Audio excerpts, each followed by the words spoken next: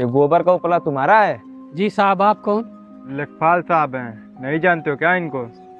नमस्कार लेखपाल साहब, हमसे कोई गलती हो गई है क्या? जिस जमीन पे गोबर का उपला लगाए हो, ये जगह तुम्हारी है? साहब, हम गरीब आदमी हैं, इसी के सहारे हमारे परिवार का पेट पालन होता है। ये जगह मुझसे खाली मत करवाइए। अजी रोना धोना बंद करिए। ये किसका फोन आ गया? शिवम, ये फाइल पकड़ो, इन्हें क्या करना है समझा दो। ये 25 पेज का फाइल है, हर पेज पर साइन करके अंगूठे का निशान लगा दीजिएगा।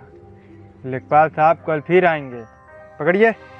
ज़रा आप लेखपाल साहब को समझाइए ना कि मेरे पर रहम करें। अरे चुप करिए, आपकी तरफ 72 काम है लेखपाल साहब के पास।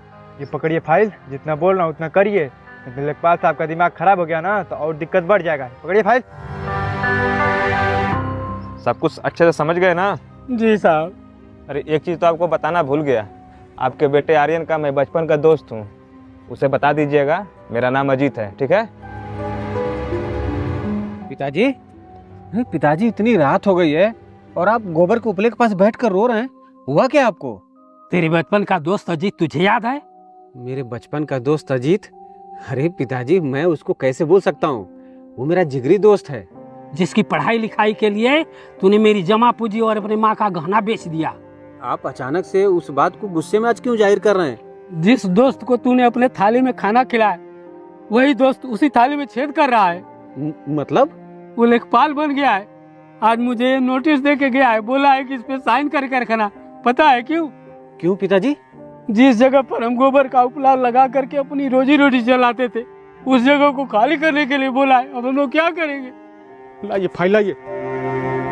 मित्रजीत, पता है तेरी पढ़ाई लिखाई के लिए जब मैं अपने माँ बाप से पैसे मांगने गया तो मेरे माता पिता ने क्या बोला?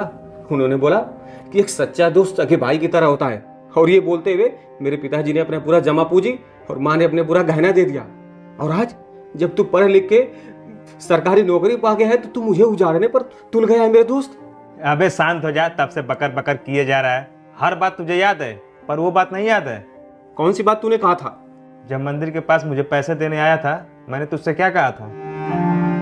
अजीत, ये पकड़ 6,000 रुपए है, तू प्रयागराज जाके पढ़ाई कर। मैं थोड़ा जल्दबाजी में हूँ, फिर मिलूंगा। पैसे कम पड़ेंगे, बेचता रहूंगा। आर्यन, क्या है? तेरे पास रहने के लिए सिर्फ एक झोपड़ी है, फिर भी तू अपने दोस्त के लिए इतना सब कुछ कर रहा है। जिस दिन मुझे सरकारी नौकरी मिल गई, उस दिन मैं तुझे एक घर और जमीन दोनों बना के दूंगा। तेरे हाथ में जो ये पेपर है, तेरे बर्बादी का पेपर नहीं है, इसे ध्यान से पढ़। तेरे लिए जमीन और एक घर खरीदा हूँ, उसी का ये पेपर है, इस पे साइन कर।